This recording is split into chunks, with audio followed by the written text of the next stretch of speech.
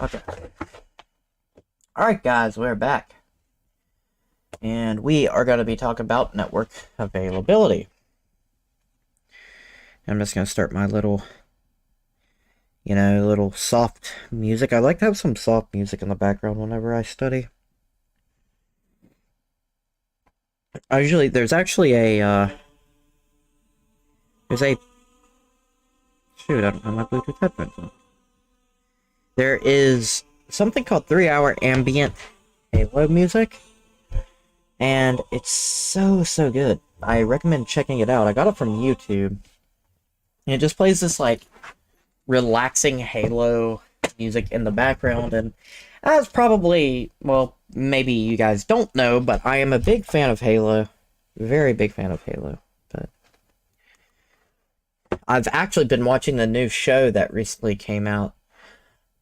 I'm kind of disappointed with the show, I'm not gonna lie. It, definitely does not follow the true storyline. That's what I would have liked to see put in, I'd like to see that put in a, IRL, in real life. I'd like to see that put, I'd like to see a adaptation of that IRL, but I don't know. I don't know why they didn't. Instead, they had to change the whole storyline, and apparently, Dr. Halsey puts chips in their back that controls their emotion. Okay, that's enough. I better stop talking about it.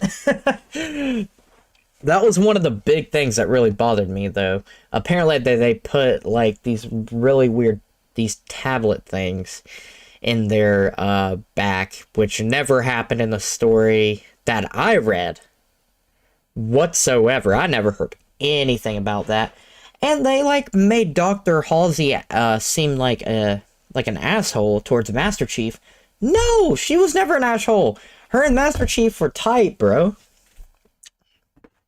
I mean, yeah, she technically did abduct him as a kid, but he already knew about that whenever he was a kid. So it wasn't anything new. He didn't find out about it later ever in the books. He knew that, like, from the very beginning. It's not something he figures out later down the road.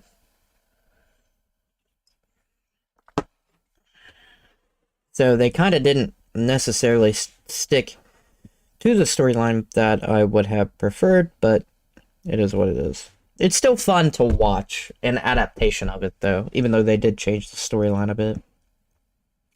But it is kind of like what they're doing with The Witcher as well. They're completely fucking the storyline completely. And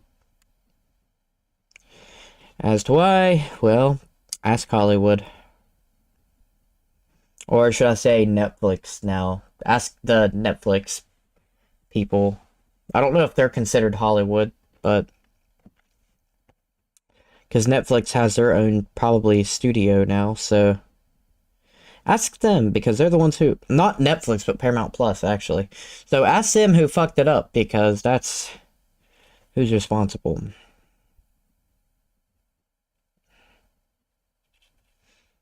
Alright. Back on subject, before I end up cussing out the whole Halo cast. Today we're going to talk about, well, I shouldn't say today, but right now we're going to talk about network availability. So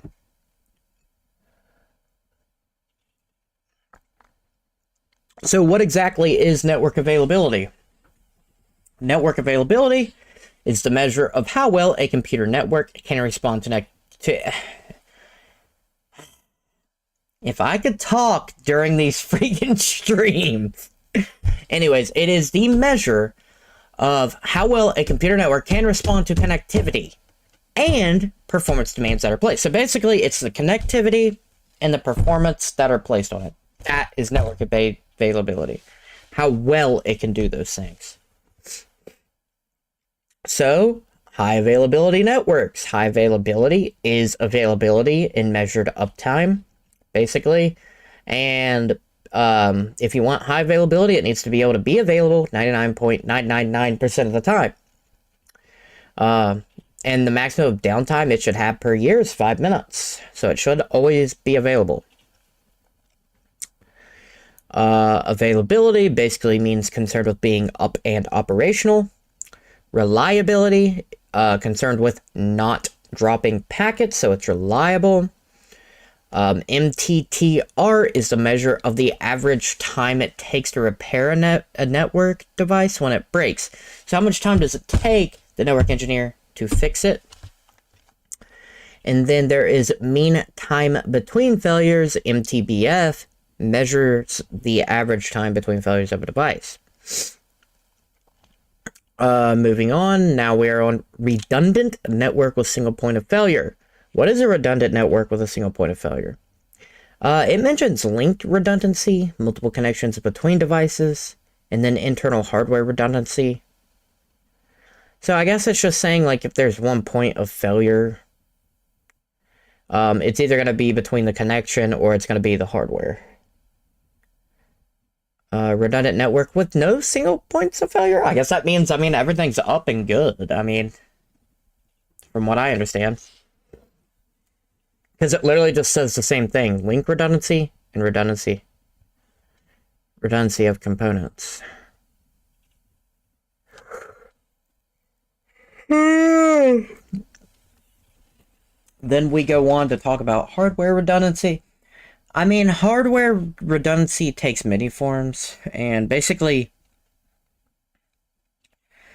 what hardware redundancy would be is, in my opinion, it would be, if I can think of it, it would basically be making sure that the hardware is running smooth and making sure that it's working, including routers, switches, systems, clients, servers, NICs.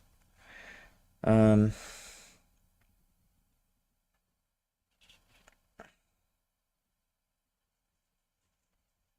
they go on to talk about active-active, which means multiple NICs are active at the same time, and then active-passive, which means only one NIC is active at a time.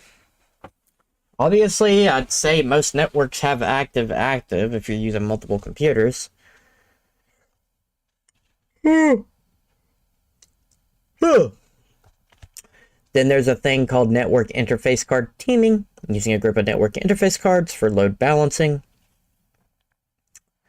Then they talk about layer 3 redundancy, which is basically a router. So making sure routers are working, making sure a router has high availability. If the default gateway goes down, they cannot leave the subnet. Layer 3 redundancy occurs with virtual gateways, which is kind of weird. It talks about virtual gateways, and then it goes on to say hot standby router protocol, which is a proprietary first hop redundancy by Cisco. It allows for active router and standby router and creates virtual router as the default gateway. Which kind of blows my mind. I'm like, what the heck is going on here, basically? Then there's Gateway Load Balancing Protocol. It was also made by Cisco. Focuses on load balancing, allows for active router and standby, and creates a virtual gateway. And then there's Link Aggregation Control Protocol. Multiple links appear, load balancing, same stuff, basically, except load balancing occurs over multiple links. Then it kind of talks about how there's redundancy virtually within the router if the router would go down, it seems like. Oh my gosh, I cannot freaking yawn right now. Oh goodness, I'm tired. Then there is multipathing. Creates more than one physical path between the server and its storage device for better fault tolerance and performance. And then it moves on to a topic saying designing redundant networks. How do we go about designing redundant networks? Design considerations for redundant networks. Where will the redundancy be used when you're designing the redundant network? Will it be used in the chassis? Will it be used on the modules? Will you be implementing features on the router or software? What protocols are you going to be using? What redundancy features? What are some best practices for design considerations? Keep in mind the technical goal. Identify the budget. Define how to manage and measure the high availability. Recovery sites. They're basically saying, like, if you're going to recover, cold sites don't have any hardware or software. Warm sites have a little bit of hardware or software, but you're gonna have to repair them. Hot sites already have the equipment and data configured, and it's just gonna be low downtime.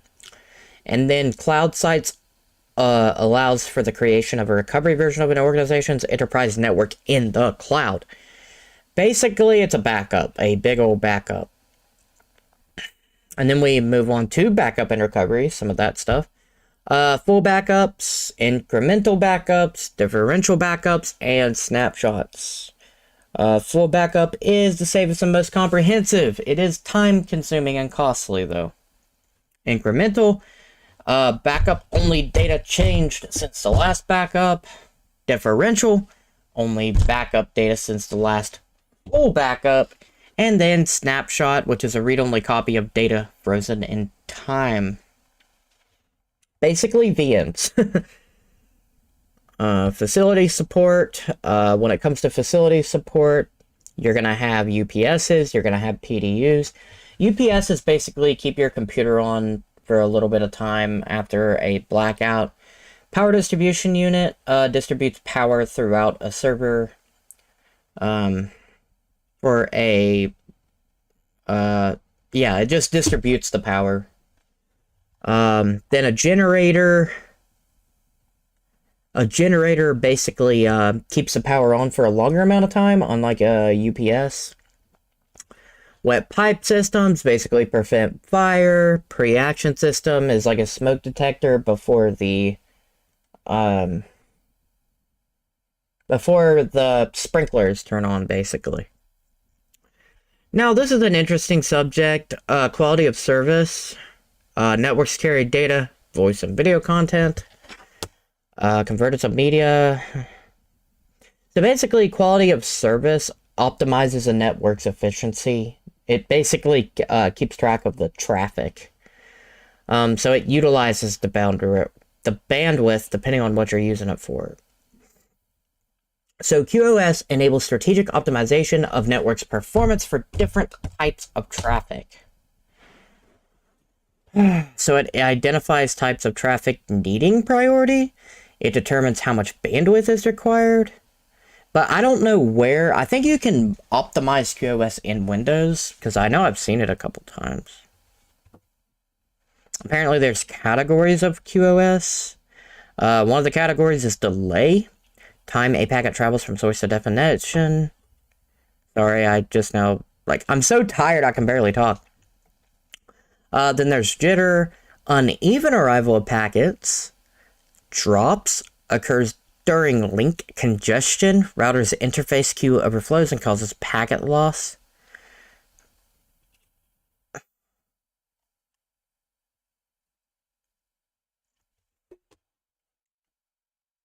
I do believe... Okay, never mind. I thought I got a message there for a second. But anyways, back to what we were doing. Purpose of quality of service is to categorize traffic, apply a policy to those traffic categories, and prioritize them in accordance with QoS.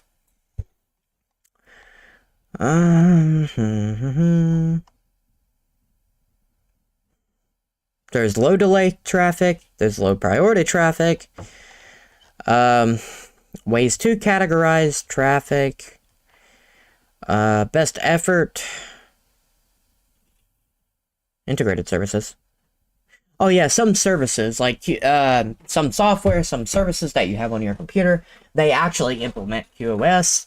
If you're using an Active Directory, I'm sure you can use QoS features.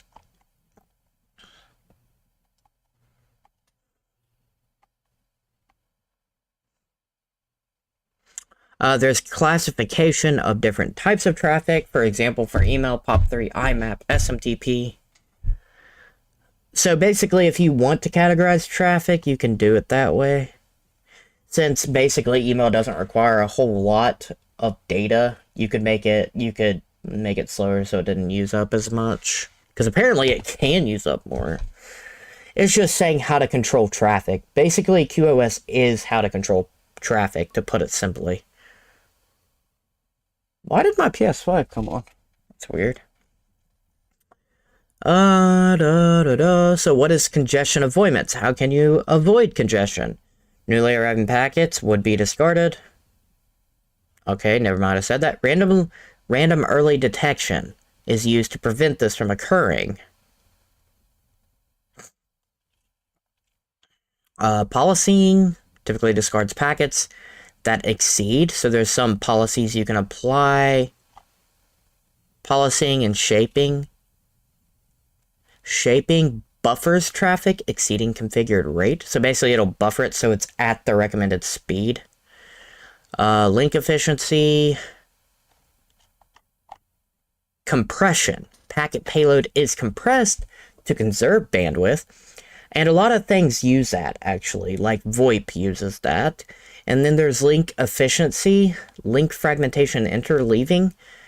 Fragments large data packets and interleave smaller data packets between fragments. So basically what it's saying is that utilizes traffic control, making it faster.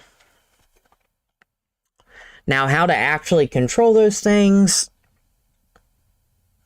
I mean, it really just depends, because I don't know who would use those things. Unless you were like, I guess a network administrator would for a local area network. But when it comes to the actual internet, I guess no one controls the internet. Alright, but that's going to be it for this session. We, again, ended up on about 20 minutes. So it seems like it's taking us about 20 minutes to cover these things. But we're going to take a little 10-minute break again, and we will be back. This was basically about traffic control, a lot about traffic control and how to keep things redundant. Traffic control's tough. I think it's probably one of the toughest things on here, actually.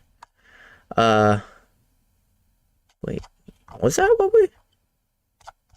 wasn't network. We were doing network availability. There it is. Yeah, so we talked about high availability, how to keep the network available, if we need to, how to basically keep a network up. So hardware, you have to keep an eye on hardware, keep an eye on traffic, because remember we talked about availability, reliability.